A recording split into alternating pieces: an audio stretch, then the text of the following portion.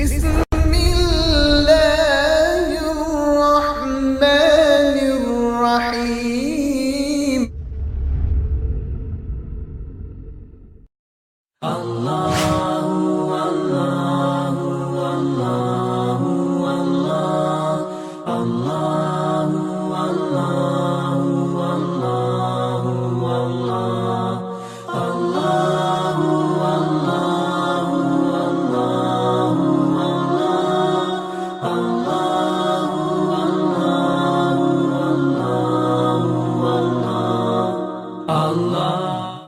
على رسوله سيد الأولين والآخرين وعلى آله الطيبين الطاهرين وأصحابه الراشدين المهديين. أعوذ بالله من الشيطان الرجيم. بسم الله الرحمن الرحيم. الشهر الحرام بالشهر الحرام والحرمات قصاص فمن اعتدى عليكم فاعتدوا عليه بمثل ما اعتدى عليكم واتقوا الله واعلموا أن الله مع المتقين. صدق الله مولانا العظيم. جميع احباب مکرم، جملہ سامعین محترم، معزز بزرگوں، شرکائے بزم درس قرآن، سورۃ البقرہ کی جو آیت کریمہ آپ کے سامنے ابھی تلاوت کرنے کا شرف حاصل ہوا، سب سے پہلے اس کا ترجمہ پھر اس کا مفہومی خاکہ آپ کے سامنے پیش کیا جا رہا ہے۔ پروردگار عالم جل وعلا ارشاد فرما رہا ہے، حرمت اور عزت والا مہینہ اور عزت والے مہینے کے بدلے میں ہے۔ ساری عزتیں اور عظمتیں بدلے کی چیز ہیں۔ پس جو آدمی تم پر ظلم اور زیادتی کرے تو اے ایمان والو تم بھی اس پر اسی قدر ظلم اور زیادتی کرو یا ظلم کا بدلہ دو جتنا وہ تم پر ظلم کیا ہے۔ اور اللہ رب العزت سے ڈرو، جان لو اللہ تعالیٰ ڈرنے والوں کے ساتھ۔ یہ آیت مبارکہ اپنے اندر ایک ایسا عمومی دستور رکھتی ہے کہ اسی آیت مبارکہ کے ذریعے مزاج اسلام بھی معلوم ہوتا ہے، پھر دنیا کے اندر نافذ کیے جانے کے قابل نظام بھی معلوم ہوتا ہے۔ بہت بڑی خصوصی پیغام رکھنے والی آیت ہے۔ خاص طور پہ اس کے اندر ایک جملہ ہے جو ہر اعتبار سے، ہر زاویے سے، ہر پہلو سے، ہر رخ سے بہت بڑا اہم ہے۔ چاہے عبادات کا معاملہ ہو، چاہے معاملات ہوں، چاہے آپس کی معاشرتی زندگی کا تعلق ہو، گھریلو زندگی کا تعلق ہو، سزاؤں کا تعلق ہو، یا ایک دوسرے کے حقوق کی ادائیگی کا تعلق ہو، بہت بڑا جملہ ہے، معنی خیز جملہ، کہ اگر یہ جملہ ہمارے ذہن میں رہے، مفہومی اعتبار سے اس کا خاکہ ہمارے ذہن میں آ جائے، بس جائے، تو ہم سے دنیا میں ذرہ برابر بھی نہ کوتاہی ہو سکتی ہے نہ زیادتی ہو سکتی ہے۔ یہ وہ جملہ ہے جو سلاطین اور بادشاہوں کے لیے بھی درس دعوت ہے، یہ وہ جملہ ہے جو حکمرانوں کے لیے بھی ایک درس ہے، یہ وہ جملہ ہے جو پیروں کے لیے بھی درس ہے، پیرزادوں کے لیے بھی درس ہے، صاحبوں کے لیے بھی درس ہے، صاحبزادوں کے لیے بھی درس ہے۔ یہ وہ جملہ ہے جو بڑوں کے لیے بھی درس ہے، چھوٹوں کے لیے بھی درس ہے۔ تو یہ جو میں ابھی ابتدائی انداز میں جو خاکہ آپ کے سامنے عرض کر رہا ہوں، آپ اس سے اندازہ لگا سکتے ہیں کہ کتنا معنی والا، معنی دار جملہ ہوگا، پرمغز جملہ ہوگا۔ وہ جملہ والحرمات قصاص کا ہے۔ پروردگار عالم نے ارشاد فرمایا کہ عزت والا مہینہ عزت والے مہینے کے بدلے میں ہے۔ بھائی اس کا پس منظر یہ ہے، سن 6 ہجری میں ہمارے آقا سرکار دو عالم صلی اللہ علیہ وسلم نے صحابہ کو جمع کر کے فرمایا کہ چلو اے میرے صحابیوں، غلاموں، مکہ چھوڑ کر تقریباً 5 سال سے زیادہ کا عرصہ ہو گیا ہے، کعبے کا طواف نہیں ہوا، عمرہ نہیں ہوا، ہجرت کر کے جب سے آئے ہیں پھر مکہ گئے نہیں، تو چلو اس مرتبہ عمرہ کرنے کے ارادے سے عمرے کا احرام باندھ کے یہاں سے نکلیں گے۔ کعبے کی یاد ستا رہی ہے، کعبے کی زیارت کر کے طواف کر کے عمرہ کر کے واپس آئیں گے۔ تو آقا دو جہاں صلی اللہ علیہ وسلم کے حکم پر صحابہ لبیک کہہ کے تیار ہو گئے۔ ہر ایک کو پیاس ہو رہی تھی کہ برسوں صبح اٹھتے ہی جس کعبے کی زیارت کرتے تھے، 5 – 5.5 سال سے وہ کعبے کی زیارت اس سے محروم ہے، پیاس ستا رہی تھی۔ پھر ہمارے جو ارباب ثروت ہوتے ہیں، پیسے والے مالدار، جن کو استطاعت ہوتی ہے اور جن کے پاس مال نہیں ہے، وہ بھی جب زیادہ عرصہ ہو جاتا ہے حج کر کے عمرہ کر کے ارادہ بناتے ہیں، تڑپ ستاتی ہے، چلو بھائی پھر رخت سفر باندھیں گے، بہت دن ہوا، ارادہ ہو رہا ہے، پھر آرزویں جنم لی چکی ہیں، تمنا ستا رہی ہے، ایک قسم کی بے چینی ہو رہی ہے، چلو کوئی اللہ کے گھر کی زیارت کریں گے، سرکار کے در کی زیارت کریں گے۔ تو یہ ستانا یہ ایک ایمان کا ایک شیوا ہے، ایمان کی عادت ہے اور ایمان کا نشان اور اس کی شان ہے۔ پھر لازمی بات ہے کہ صحابہ سے زیادہ ایمان تو کسی کا نہیں ہو سکتا۔ تو 5.5 سال کا عرصہ تقریباً کم و بیش گزرنے کے بعد سرکار نے ملاحظہ فرمایا صحابہ اور غلاموں کے اندر تڑپ ہے، ستا رہی ہے تڑپ، تو حضور نے فرمایا چلو کعبے کا طواف کر کے عمرہ کر کے واپس ہوں گے۔ تو احرام باندھ کے صحابہ کی معیت میں اور صحابہ سرکار کی صحبت اور معیت میں مدینے سے نکلے۔ بھئی احرام بھی باندھ چکے، نیت عمرے کی ہے، جب احرام باندھ لیے تو پھر عمرہ واجب ہو گیا، پھر عمرہ کرنا ہے۔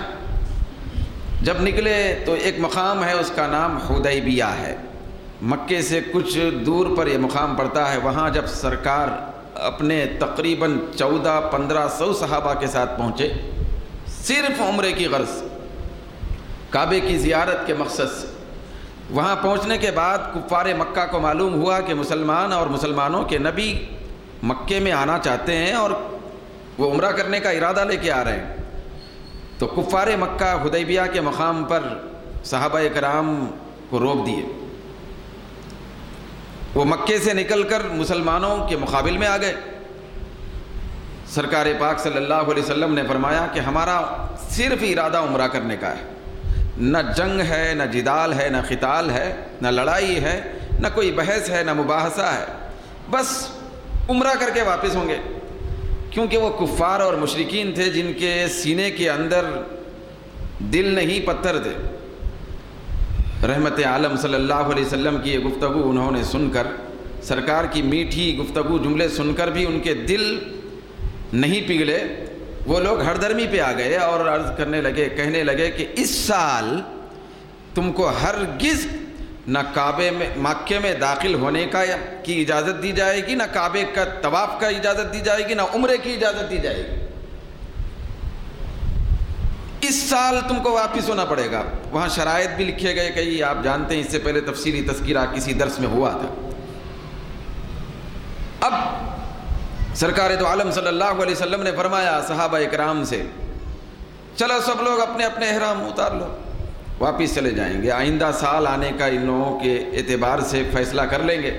وہ کفار مکہ، وہ ظالم، وہ مشرکین مکہ یہ کہہ رہے تھے کہ آئندہ سال اجازت ہوگی، پھر وہ بھی بہت زیادہ مشروط انداز میں ہوگی کہ تمہارے ساتھ نہ ہتھیار ہوں گے نہ تلوار، صرف 3 دن ٹھہرنے کی اجازت ہوگی، 3 دن سے زیادہ نہیں ٹھہریں گے، اس طرح فلاں شرط ہوگی، فلاں شرط ہوگی، تفصیلی وہ شرائط تھے۔ اب سرکار دو عالم صلی اللہ علیہ وسلم نے صحابہ سے فرمایا کہ چلو شرط کے منظوری کے اعتبار سے واپس چلیں گے، پھر آئندہ سال عمرے کی غرض سے آئیں گے۔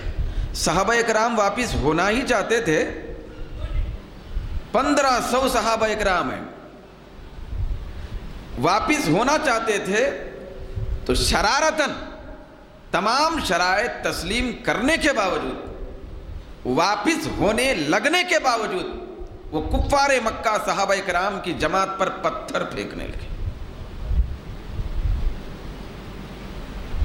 پتھر سے مارنے لگے۔ سرکار دو عالم نے فرمایا ٹھیک ہے، اس کو نظر انداز کر دو، واپس چلو۔ صحابہ کے اندر ایک جوش انتقام بھی آیا، حضرت فاروق اعظم کا جلال بھی تھا، اس میں جلال فاروقی بھی تو تھا۔ سرکار دو عالم نے فرمایا نہیں، چلیے چلیے واپس جائیں گے۔ واپس تشریف لے گئے، مدینہ چلے گئے۔ شرط کے اعتبار سے 1 سال کا عرصہ گزر گیا۔ دوسرے سال وہ عمرے کی قضا کرنے کے لیے صحابہ کے لے کر سرکار روانہ ہوئی۔ تو صحابہ کرام نے عرض کیا یا رسول اللہ، ہم گزشتہ سال نہ مکے میں داخل ہوئے تھے، نہ عمرہ کیے تھے، نہ کعبے کا طواف، بس ہم واپس ہو رہے تھے حدیبیہ کے مقام سے تو ان ظالموں نے ہم پر پتھر برسائے تھے۔ تو اس سال جب ہم عمرے کے ارادے سے جا رہے ہیں، مکے میں داخل ہوں گے، کعبے کے صحن میں رہیں گے، پھر وہ جو عمرے کے جو طور طریقے ہیں اس کی ادائیگی بھی کریں گے۔ اس اثنا میں نہیں معلوم مکہ شہر میں کعبے کے سامنے وہ لوگ حدود حرم میں ہمارے اوپر کیا کچھ کریں گے، پتہ نہیں۔ پھر اگر وہ لوگ شرارت کر لیے، کچھ پتھر پھینکے یا حملہ کر دیے تو ہم کیا کریں؟ جب یہ صحابہ کرام حضور کی بارگاہ میں عرض کرتے ہیں تو اللہ رب العزت یہ آیت کریمہ نازل فرماتا ہے۔ پروردگار عالم ارشاد فرماتا ہے الشہر الحرام بالشہر الحرام۔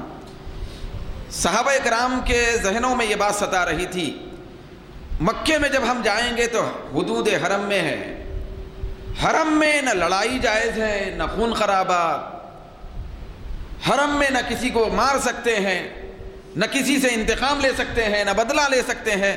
وہاں اگر حملہ آور ہو جائیں، ہم پہ ظلم کریں، زیادتی کریں تو کیا کریں؟ حرم کی سرزمین ہوگی تو کہیں حرم کی وہ سرزمین کا تقدس پامال تو نہیں ہوگا؟ ہم اگر بدلے میں ان کے اوپر کچھ حملہ کریں عمرے کی ادائیگی کے درمیان میں تو کیا کریں؟ اتنے زیادہ ادب والے تھے صحابہ، با ادب جماعت کا نام صحابہ۔ بھئی ابھی نہ حملہ ہوا، نہ زیادتی، نہ کچھ، نہ کیا، حرم شریف کے تقدس کا تصور ستا رہا ہے۔ وہاں جانے کے بعد اگر ادھر سے کوئی حملہ آور ہوا، پتھر پھینک دیا یا ہم پر خون خرابے کا ماحول پیدا کر دیا تو اب ہم تو کٹ جائیں گے، لیکن خون خرابہ ہوگا ہمارے ذریعے سے ہو گیا، کہیں حدود حرم کے اندر تقدس کی پامالی تو نہیں ہوگی، کیا کریں؟ یہ ادب ستا رہا تھا، یہ ادب کا تصور ستا رہا تھا۔ تو اللہ رب العزت صحابہ کرام کے لیے آیت کریمہ نازل فرمایا کہ اے میرے محبوب کے غلاموں، اے مؤدب جماعت، اے با ادب جماعت، یاد رکھنا میری طرف سے اجازت ہے، قانون الہی ہے کہ الشہر الحرام بالشہر الحرام۔ یاد رکھنا عزت والا مہینہ عزت والے مہینے کے بدلے میں ہوتا ہے۔ پہلے گزشتہ سال یہی کفار، یہی مشرکین پتھر پھینکتے رہے، حدود حرم کے تقدس کا اور حرمت والے اس شہر کا تقدس انہوں نے برقرار نہیں رکھا۔ حدود حرم میں میقات میں داخل ہو چکے تھے تم لوگ، تو حدود حرم کا تو آغاز ہو گیا تھا۔ وہ لوگ جب گزشتہ سال حرمت والے مہینے یعنی ذوالقعدہ کا مہینہ تھا جو اگلا مہینہ ہے، ذوالقعدہ کے مہینے حرمت والے عزت والے مہینے کا انہوں نے پاس و لحاظ نہیں رکھا، تو اب اگر تم جا رہے ہیں پھر وہاں وہ لوگ خون خرابے کا ماحول پیدا کریں گے تو تم ضرور ان کے اوپر بھی حملہ آور ہو جانا۔ تم یہ نہ سمجھنا کہ ہم کعبے کے سامنے کھڑے ہیں، تم یہ نہ سمجھنا کہ ہم مسجد حرام میں ہیں، تم یہ نہ سمجھنا کہ ہم حتیم میں کھڑے ہوئے ہیں، تم یہ نہ سمجھنا کہ ہم حرم پاک کے تقدس کے انوار میں ہیں۔ اگر وہ حملہ کریں گے تم کو میں اجازت دیتا ہوں، خالق کائنات آیت نازل کر رہا ہے، میں اجازت دے رہا ہوں کہ تم بھی حدود حرم کے اندر ان کے اوپر حملہ آور ہو جانا ہے۔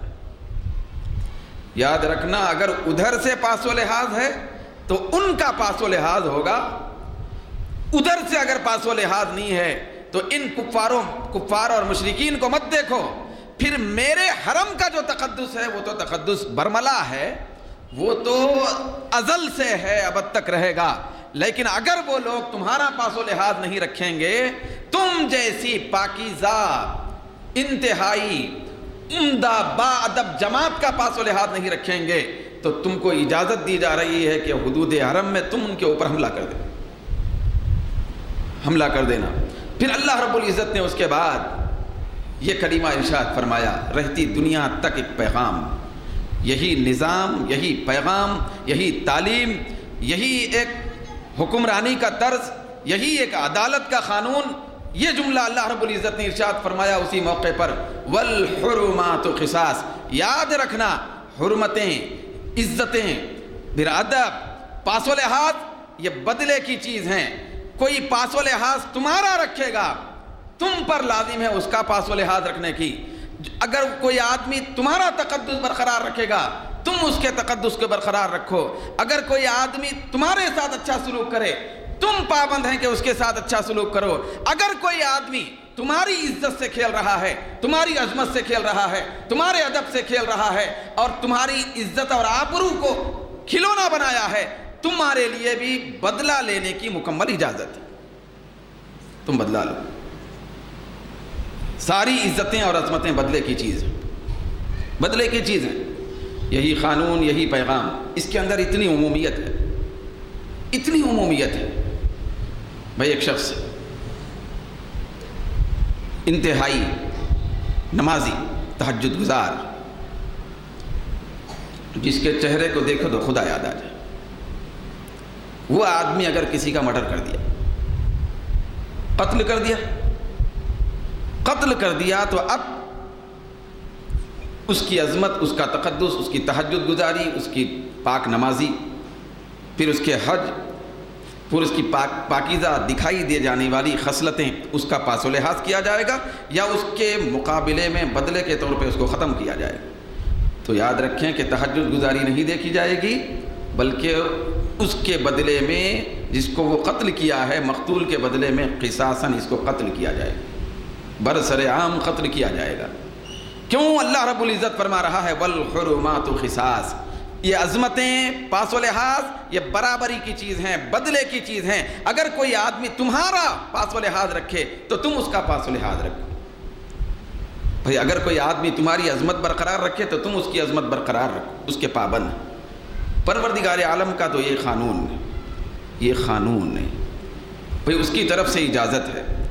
چنانچہ جتنے بھی جرائم ہوتے دنیا کے اندر، جتنے جرائم، کوئی بھی آدمی چھوٹا موٹا جرم کرتا ہے تو اس کا بدلہ ہونا، قانونی اعتبار سے اللہ رب العزت نے جتنے قوانین اور احکام رکھے، شریعت میں قانون جس کو بنایا گیا، پھر اللہ کا الہی قانون ہے، وہ قرآن حدیث کے اندر وہ مکمل طور پہ قانونی حیثیت کے ساتھ واضح ہوا۔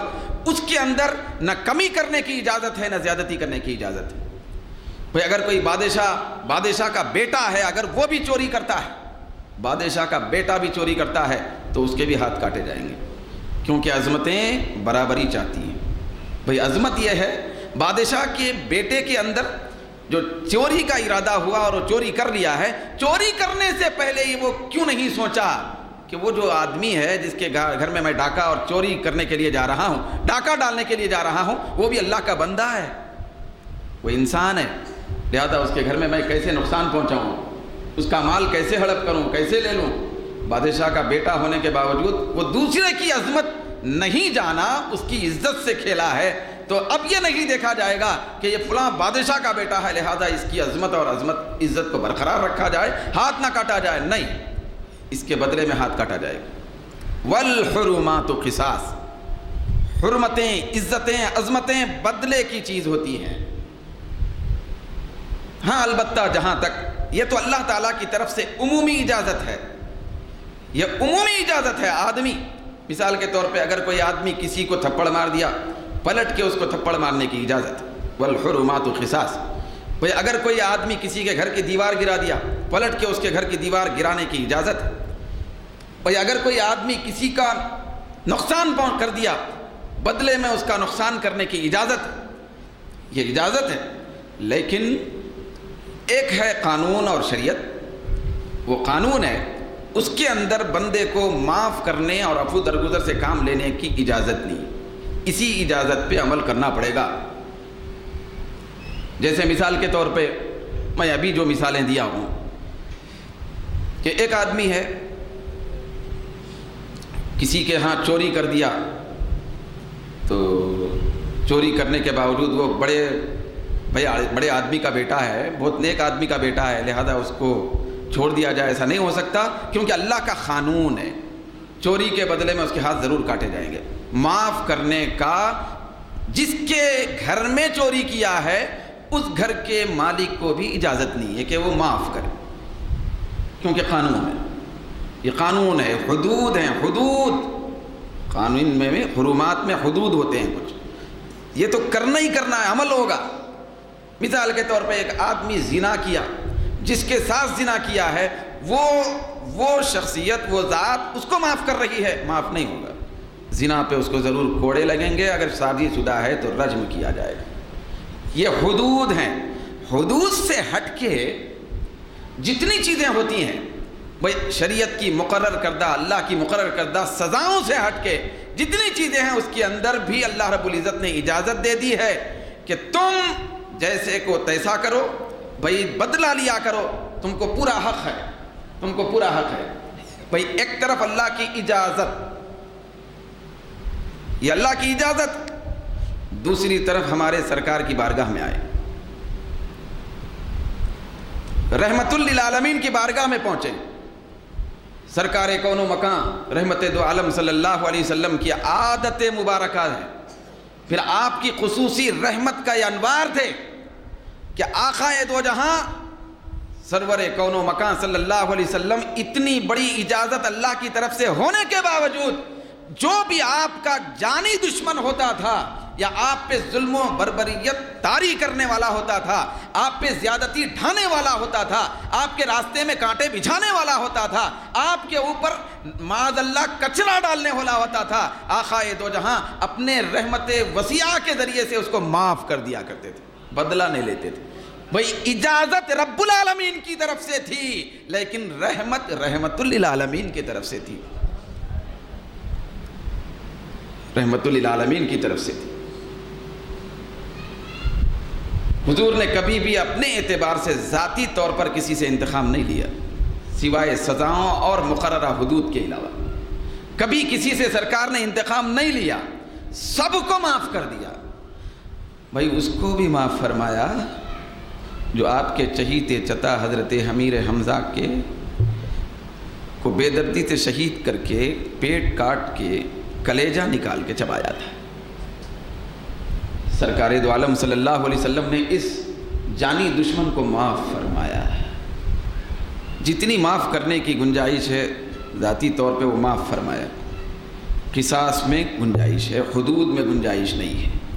حدود جاری ہوں گے, قصاص کے اندر اختیار ہوتا ہے, پھر یہ حرمات کے اندر بھی اختیار ہوتا ہے. لیکن اللہ نے اختیار دے دیا ہے کہ تم بدلے کے لیے, تم کسی بھی نوعیت کے ظلم اور زیادتی کے لیے بدلہ لیا کرو, اجازت ہے. لیکن سرکار نے اس اجازت کو روب عمل نہ لاتے ہوئے اپنی رحمت کو روب عمل لایا, رحمت کو روب عمل لایا. سرکار دو عالم صلی اللہ علیہ وسلم کو معاذ اللہ ثم معاذ اللہ شہید کرنے اور قتل کرنے کا منصوبہ بناتے تھے. دو لوگ منصوبہ بناتے تھے. یہ واقدی کی کتاب المغازی میں, پھر علامہ ابن کثیر کی البدایہ والنہایہ میں, پھر امام طبری نے اپنی تاریخ طبری میں نقل فرمایا. بھائی آپ بتائیں, بھائی آج ترکی ہے وہ ترکی بولو یا ترکی, بھئی آج وہاں پر اب تک 250 سے زائد لوگوں کو ختم کر دیا گیا. وجہ یہ تھی بصورت بغاوت. وہاں کا جو صدر ہے 15 تا 10 منٹ میں اس صدر کو ختم کرنے والے تھے. محاصرہ ہوٹل کا کر لیا گیا تھا. 15-10 منٹ کے فرق کے ساتھ اگر وہ صدر وہاں سے روانہ نہ ہوتا تو وہ قتل کیا جاتا. بڑے منصوبے کے ساتھ اترے تھے, قتل کیا جاتا تھا. یہ ایک مرتبہ کا واقعہ ہے, قتل کرنے کی ایک مرتبہ کی سازش ہے. 2 لوگ ایسے تھے مکے میں, وہ حتیم کعبہ میں بیٹھ کر, یہ میں جتنی کتابوں کے حوالے دیا ہوں اس میں حتیم کعبہ یعنی کعبے میں بیٹھ کر, حتیم کعبہ بھی کعبہ ہی ہے, کعبے میں بیٹھ کر روزانہ صبح شام مسلسل سرکار کو شہید کرنے کا منصوبہ بناتے تھے. مسلسل. بھائی اس میں سے ایک ہیں حضرت عمیر بن وہب, حضرت ہو گئے. حضرت عمیر بن وہب. دوسرا شخص ہے صفوان بن امیہ, یہ امیہ کا بیٹا ہے. دونوں مل کر منصوبہ بناتے تھے. ایک مرتبہ تو آگ اتنی غضب کی بھڑکی, یہی حضرت عمیر بن وہب یہ ابھی حضرت نہیں ہوئے تھے تو انہوں نے روانہ کر دیا صفوان بن امیہ کو ہتھیار کے ساتھ, جاؤ معاذ اللہ ثم معاذ اللہ محمد عربی صلی اللہ علیہ وسلم کا سر لاؤ. خطرناک منصوبہ تھا یہ, صبح شام کے منصوبے تھے, ایک مرتبہ کی سازش نہیں تھی, پورا پروگرام تھا. ہر کافر تو یہی منصوبہ رکھتا تھا, لیکن یہ دونوں بڑے منصوبہ ساز تھے. بھائی ان کی فکر ہی یہ تھی, ان کے خون میں یہی ملا ہوا تھا. یہ منصوبہ کہ سرکار کو معاذ اللہ شہید کر, قتل کر. اتنے بڑے جانی دشمن, میں اندازہ لگائیے روزانہ صبح شام کعبے میں بیٹھ کر منصوبے بنائے جا رہے ہیں. جان کے دشمن ہیں. سرکار کون و مکان رحمت عالم صلی اللہ علیہ وسلم فاتح مکہ بن کر جب مکہ فتح کر کے سرکار دو عالم مکے میں داخل ہوئے, جب مکے میں داخل ہوئے فاتحانہ شان کے ساتھ, آقائے دو جہاں صلی اللہ علیہ وسلم کی رسالت کی نظریں جھکی ہوئی تھی.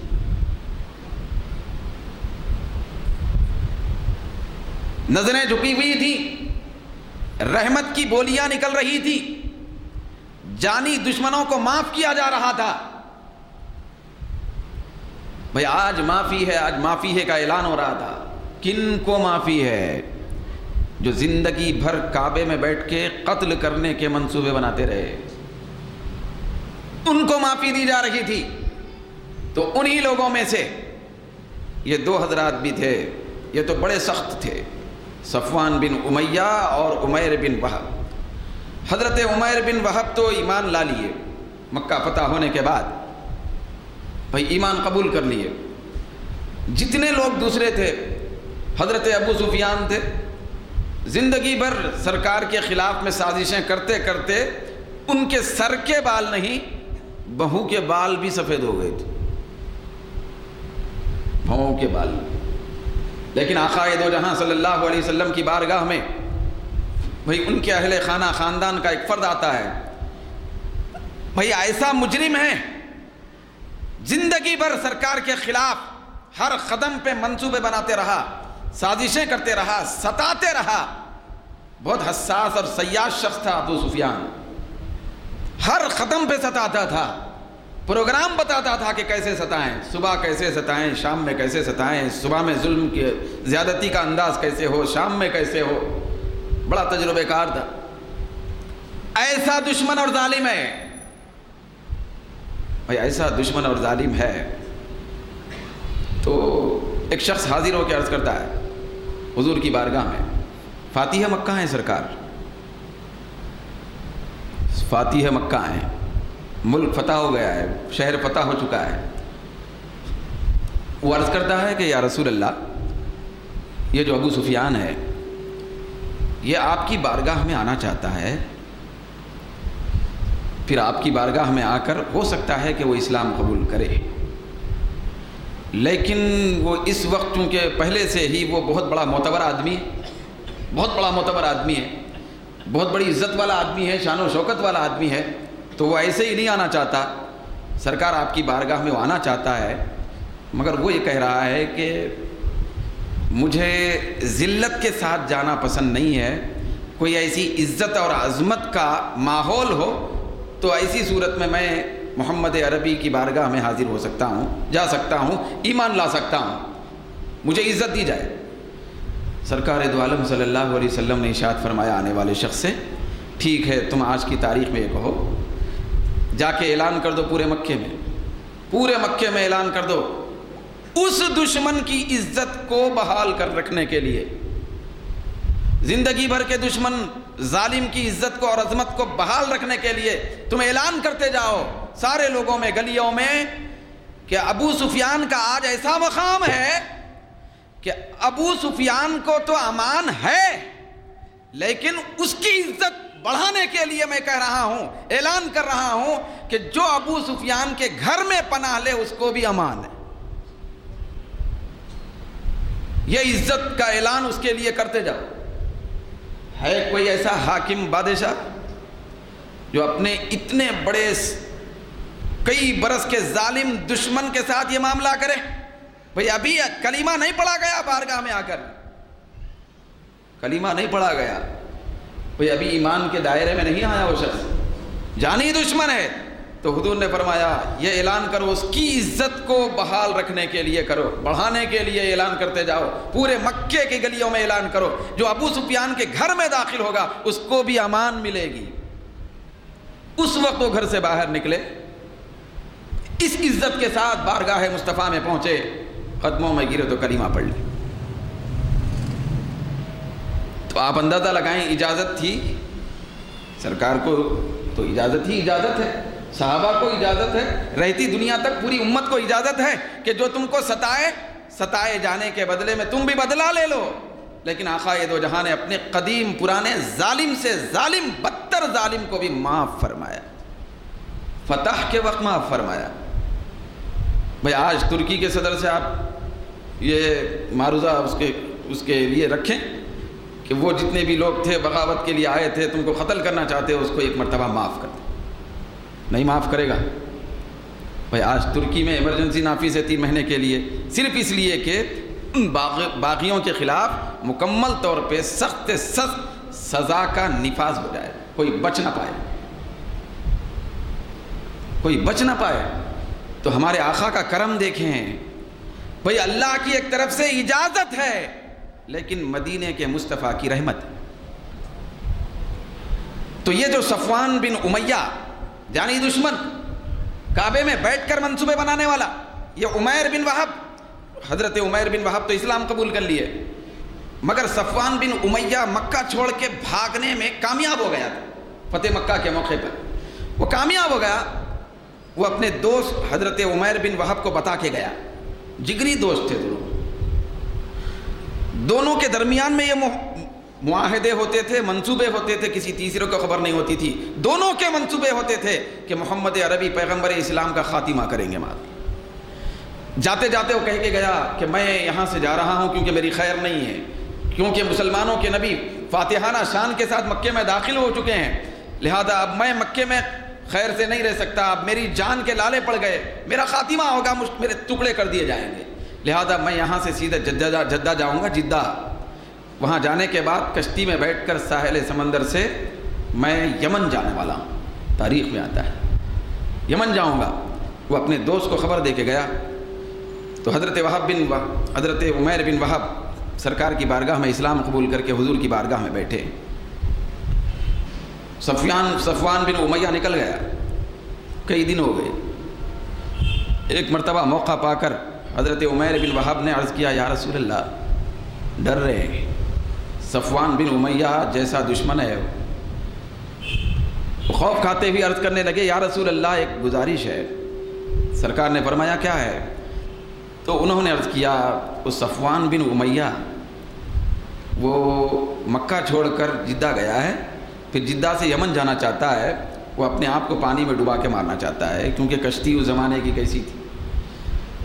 تو یا رسول اللہ اگر آپ اجازت دیں تو میں اس کو آپ کی بارگاہ میں لے کے آؤں، میں آپ کی رحمت سے اس کو حصہ ملے، میں آپ کی بارگاہ میں لے آؤں۔ یا رسول اللہ اس کو امن ملے گا، اس کے لیے بھی امان ہوگا۔ جانی دشمن کے لیے امان مانا گیا جا رہا ہے، ایک دو دن کا دشمن نہیں ہے، ایک مرتبہ کی سازش نہیں ہے، عمر بھر کی سازش ہے، کعبے کے اندر بیٹھ کے سازشی کرنے والے لوگ۔ تو سرکار دو عالم صلی اللہ علیہ وسلم مسکرائے، پھر آقا نے ارشاد فرمایا کہ ٹھیک ہے عمیر، جاؤ صفوان بن امیہ کو لے کے آؤ، میری طرف سے اس کو مکمل امان ہے، اس کو واپس لے کے آؤ۔ حضرت عمیر بن وہب عرض کرتے ہیں یا رسول اللہ میں اس کے پاس پہنچ جاؤں گا، پہنچنے کے بعد اس کو میری بات پر یقین نہیں آئے گا، میں مسلمان ہو گیا، وہ سمجھے گا کہ میں اس کو ختم کرنے کی تدبیر کر رہا ہوں، وہ میری بات نہیں مانے گا۔ یا رسول اللہ کوئی ایسی نشانی علامت دیجئے کہ اس کو بتا کر میں اس سے کہہ سکوں کہ واقعی میرے آقا نے تجھ کو امن دی۔ تو آقا دو جہاں صلی اللہ علیہ وسلم تاریخ کے کھلے سنہرے الفاظ میں لکھا ہوا ہے، سرکار کون و مقام فاتحانہ شان کے ساتھ اپنے سر اقدس پر جو چمکتا دمکتا نورانی امامہ پہن کر مکے میں داخل ہوئے تھے، سرکار دو عالم اپنا وہ امامہ شریف نکال کر حضرت عمیر بن وہب کے ہاتھوں میں دیتے ہیں اور ارشاد فرماتے ہیں کہ اے عمیر یہ میرا امامہ ہے، یہ چمکتا امامہ لے جاؤ، یہ اس کے سامنے بتا کر کہہ دو کہ واقعی محمد عربی نے تجھ کو امان دیے، یہ نشانی لے جاؤ۔ سرکار نے امامہ دے دیا۔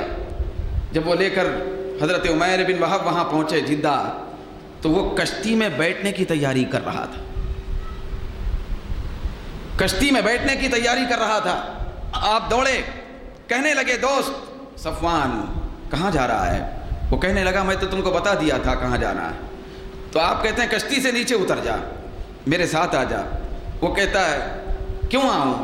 تو آپ کہتے ہیں کہ میرے آقا نے تجھ کو امان دی ہے، تو اب سکون سے مکہ آ سکتا ہے، مکے میں رہ سکتا ہے، میرے رسول نے تجھ کو امان دے دی ہے۔ وہ کہتا ہے نہیں، مجھ جیسے کو امان مل سکتی ہے، مجھ جیسے کو معاف کیا جا سکتا ہے، مجھ جیسے کے لیے رحمت کا یہ تیور ہو سکتا ہے؟ زندگی بھر کا پاپی، جانی دشمن، ظالم، خون کا پیاسا، میرے لیے امان کیسے ہو سکتی ہے؟ میں تو نہیں آؤں گا۔ تو حضرت عمیر بن وہب امامہ شریف اس کے سامنے ظاہر کرتے ہیں، یہ میرے آقا کا امامہ ہے، یہ علامت ہے کہ واقعی میرے آقا نے تجھ کو بلایا ہے، مکے میں تو سکون سے رہ سکتا ہے۔ بھئی ابھی ایمان لانے کا سودا نہیں ہے، بھئی ابھی اسلام لانے کی بات ہی نہیں ہے، جانی دشمن ہے، کافر ہے، ظالم ہے، مشرک ہے، اس کے لیے سرکار دو عالم نے مکے میں بیٹھ کر امان دے دی ہے، امامہ بھیج دیا ہے۔ تو جب وہ امامہ شریف کو دیکھتا ہے تو اس کے بعد اس کو یقین ہو جاتا ہے کہ واقعی مجھے امان ملی۔ دوست کے ساتھ آتا ہے، راستے میں گفتگو ہوتی ہے، حضرت عمیر بن وہب اس کی پریشانی کو دیکھ کر ارشاد فرماتے ہیں کہ میرے آقا مسلمانوں کے نبی یہ بڑے رحم دل ہیں، تجھے کیا معلوم، تو مکہ جا کے سمجھ جائے گا۔ تو رحم دل ہیں، بہت بڑا لطف و کرم کرنے والے ہیں، ان کے اطراف سلامتی ہی سلامتی ہوتی ہے۔ بھئی ان کی زبان مبارک سے نکلنے والے جو الفاظ ہیں وہ الفاظ نہیں، رحمت کے موتی ہوتے ہیں۔ چل تو صحیح، تو اس کو لے کر مکہ واپس آئے، سرکار کی بارگاہ میں صفوان بن امیہ پہنچا۔ ذرا دیکھیں، زندگی بھر کا پاپی، قاتل، قتل کرنے کا منصوبہ ساز جب حضور کی بارگاہ میں پہنچتا ہے تو آقا دو جہاں صلی اللہ علیہ وسلم کی بارگاہ میں پہنچ کر وہ کہتا ہے کہ اے مسلمانوں کے نبی محمد عربی صلی اللہ علیہ وسلم، میرے ساتھ کیا ہوگا؟ سرکار نے فرمایا ایمان لا لے، اسلام قبول کر لے۔ تو وہ کہتا ہے میں اسلام قبول کروں گا، لیکن سوچنے کے لیے 2 مہینے کا ٹائم اور وقت چاہیے۔ بھلا بتائیے آپ بتائیے کتنے غضب کی بات ہے، غصے کو برانگیختہ کرنے کی بات ہے۔ قدم قدم پہ لطف و کرم کر کے یہاں تک لایا گیا، امان دی گئی، سلامتی کی بشارت سنائی گئی، آ کے جرت شرارت کا یہ عالم 2 مہینے کا ٹائم مانگ رہا ہے۔ 2 منٹ کا ٹائم نہیں دیا جا سکتا، 2 مہینے کا ٹائم جب مانگا، ساری تاریخ کی کتابوں میں یہ روشن واقعہ درج ہے۔ سرکار دو عالم نے مسکرا کر فرمایا کہ اے صفوان بن امیہ، میں تجھے 2 مہینے کا نہیں 4 مہینے کا ٹائم دے رہا ہوں۔ 4 مہینے کا وقت دیا جا رہا ہے۔ یہ رحم دلی فراخ دلی کا عالم، یہ لطف و کرم کا عالم، جانی دشمنوں کو سرکار نے معاف فرمایا، قاتلوں کو معاف فرمایا، زندگی بھر کے منصوبہ سازوں کو معاف فرمایا۔ اسی لیے اللہ رب العزت یہ جو لطف و کرم رحمت ہے، یہ رحمت ادھر سے اللہ کی اجازت ہے، بدلہ جس چیز کا جیسا ہو ویسا ہوگا، برابری ہوگی، لیکن ادھر حضور کی رحمت اور لطف و کرم یہ اپنی انتہا کو پہنچتی تھی، کیونکہ اللہ نے آپ کو سارے عالموں کے لیے رحمت بنا کر بھیجا ہے، سارے عالموں کے لیے رحمت بنا کر بھیجا۔ سرکار دو عالم صلی اللہ علیہ وسلم کے لیے اللہ رب العزت نے آیت نازل فرمایا، آپ کی رحمت کو دیکھ کر، آپ کی نرم دلی کو دیکھ کر اللہ رب العزت فرماتا ہے، قرآن مجید میں آیا سورہ آل عمران میں، فَبِمَا رَحْمَةٍ مِّنَ اللَّهِ لِنْتَ لَهُمْ وَلَوْ كُنْتَ فَظًّا غَلِيظَ الْقَلْبِ لَانفَضُّوا مِنْ حَوْلِكَ۔ اے میرے محبوب، یہ اللہ کی رحمت کے ذریعے سے آپ بڑے نرم دل ہیں، یہ اللہ تعریف فرما رہا ہے۔ چھوٹے رعایا لوگ بادشاہ اور حاکم کے پاس جا کے کہتے ہیں، مسکرا کے بات کیا کہ آپ بڑے رحم دل ہیں، ادھر خالق کائنات مصطفیٰ کی رحمت کی تعریف کرتے ہوئے فرما رہا ہے، فَبِمَا رَحْمَةٍ مِّنَ اللَّهِ لِنْتَ لَهُمْ۔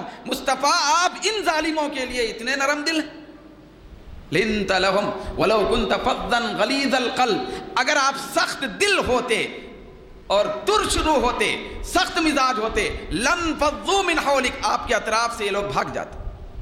ذرا دیکھو مصطفیٰ، آپ کی رحمت کی وسعت کا عالم کیا ہے کہ جانی دشمن جدہ سے یمن جانے والا بھی پلٹ کے مکے میں آ رہا ہے۔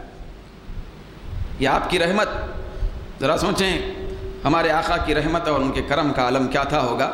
بھئی ایک طرف جب ہم قرآن کا مطالعہ کرتے ہیں، سورہ طٰہٰ کی جو آیتیں ہیں، حضرت سیدنا موسیٰ علیہ السلام کے اور ہارون علیہ السلام کے تذکرہ کا سلسلہ ہے۔ پروردگار عالم حضرت موسیٰ علیہ السلام حضرت ہارون علیہ السلام کے لیے ارشاد فرما رہا ہے، پروردگار عالم نے حکم دیا تھا کہ اے میرے موسیٰ، اے ہارون، فرعون کے پاس جاؤ، دعوت توحید پیش کرو، پیغام رسالت پہنچاؤ، اس کے لیے ایک پیغام دے دو، جا کے تبلیغ کرو۔ اللہ رب العزت جانے سے پہلے فرما رہا ہے حضرت موسیٰ علیہ السلام کے لیے، فَقُولَا لَهُ قَوْلًا لَيِّنًا، کہ اے موسیٰ، اے ہارون، خبردار وہاں جا کر وہ جو فرعون ہے اس سے نرم بات کرو، قولا لینا، اس سے جا کے نرم بات کرو۔ ادھر موسیٰ اور ہارون کے لیے فرما رہا ہے جا کے نرم بات کرو، ادھر مصطفیٰ کے لیے اللہ رب العزت فرما رہا ہے، یا ایھا النبی جاہد الکفار والمنافقین واغلظ علیہم، اے میرے مصطفیٰ ان ظالموں پر کچھ سختی کرو۔ حضرت موسیٰ کے لیے ہے نرمی کرو، ادھر اپنے محبوب سے فرما رہا ہے سختی کرو، اتنی بھی نرمی نہیں۔ مصطفیٰ لنت لہم، آپ کتنے نرم دل ہیں، اتنی رحمت، اجازت ہے میری طرف سے، میں بھی رحمت والا رب ہوں، وہ رحمت والا رب اجازت دے رہا ہے ہر ایک کو کہ بدلہ لیا کرو، جیسا کے ساتھ ویسا معاملہ کیا کرو۔ لیکن سرکار جب حد سے زیادہ رحمت کا، لطف و کرم کا، نرم دلی کا، رحم دلی کا معاملہ فرما رہے ہیں، رب کو کہنا پڑا وَغْلُظْ عَلَيْهِمْ، مصطفیٰ ان ظالموں کو معاف مت کرو، ان کے اوپر کچھ سختی کر لیا کرو، وَغْلُظْ عَلَيْهِمْ، سخت ہو جاؤ۔ تو آپ اندازہ لگائیں سرکار مدینہ کی رحم دلی کا عالم کیا تھا ہوگا، حضور کے کرم کا عالم کیا تھا ہوگا، لطف کا عالم کیا تھا ہوگا۔ دشمنوں کے لیے اتنا بڑا لطف ہے تو پھر یاد رکھو ہم امتوں کے لیے کتنا لطف ہوگا، میدان قیامت میں دیکھنے کے قابل ہوگا۔ کلمہ پڑھنے والوں کے لیے کتنا لطف و کرم کا سایہ ہوگا، کتنا سرکار ہم سے محبت کرتے ہوں گے۔ دشمن قاتل جابر اور ظالم کے ساتھ یہ معاملہ ہے، تو پھر ایک خوش عقیدہ مسلمان کے ساتھ کتنا لطف و کرم ہوگا، کتنا لطف و کرم ہوگا۔ ذرا لطف و کرم کی حد دیکھیے، لطف و کرم کی حد دیکھیے۔ سرکار دو عالم نے فرمایا شفاعتی لأہل الکبائر، یاد رکھنا میدان قیامت میں ہر نبی کی شفاعت، ہر ولی کی شفاعت نیکوکاروں کے لیے ہوگی، مگر میری شفاعت صرف گناہ گاروں کے لیے نہیں، لأہل الکبائر بڑے بڑے گناہ گاروں کے لیے ہوگی۔ شفاعتی لأہل الکبائر، میری شفاعت میدان قیامت میں صرف گناہ گاروں کے لیے نہیں، بڑے بڑے جرائم والے لوگوں کے لیے ہوگی۔ اتنا سرکار اپنی امت سے پیار کرتے، مگر آج وہی امت دنیا کے اندر نام لیوا امت کہ اپنے آپ کو امت کہتی ہے، دنیا کے اندر ایک بربریت کا ماحول پیدا کر رہی ہے۔ نام نبی کا لیا جا رہا ہے، اسلام کا لیا جا رہا ہے۔ ایک طرف سرکار کی رحمت دیکھیں، دوسری طرف آج کی بربریت دیکھیں۔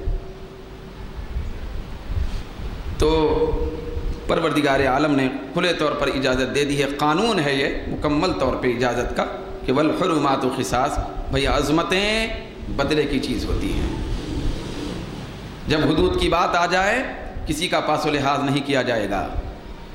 تو اسی لیے یاد رکھیں بھئی، اگر کوئی آدمی قرآن مجید کی بے ادبی کرتا ہے، کعبے کی بے ادبی کرتا ہے، سرکار کی بے ادبی کرتا ہے، خالق کائنات کی شان میں بے ادبی کرتا ہے، تو وہ کتنا ہی زیادہ باعظمت کیوں نہ ہو، اس کی عظمت نہیں دیکھی جائے گی۔ والحرمات قصاص، یہ عظمتیں بدلے کی چیز ہیں، بغیر کسی اس کی ظاہری عظمت کے اس کے ساتھ وہ قصاص اور حد اور سزا کا معاملہ کیا جائے۔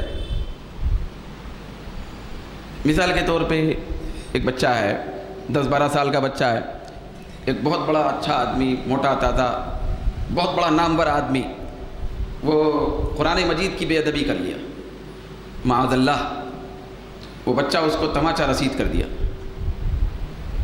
تو خدا را کبھی نہیں کہہ سکتے، اگر کہیں گے تو پھر اپنے ایمان کی خیر منانا پڑے گا۔ کیا اے بچے تجھے نہیں معلوم کہ یہ کتنا بڑا آدمی؟ جیسے ہی آپ بولیں گے یہ کتنا بڑا آدمی ہے، آپ چھوٹے ہو جائیں گے۔ کیوں؟ اس لیے کہ اس کو قرآن کا ادب نہیں ہے، تو آپ کو اس کی جسامت کا ادب کیسے؟ یہ ادب اور عظمت ایک دوسرے کے مقابل میں ہوتی ہے۔ جس کو اللہ کے نبی سے پیار نہیں، ادب نہیں، اس کا کوئی ادب نہیں کر سکتا۔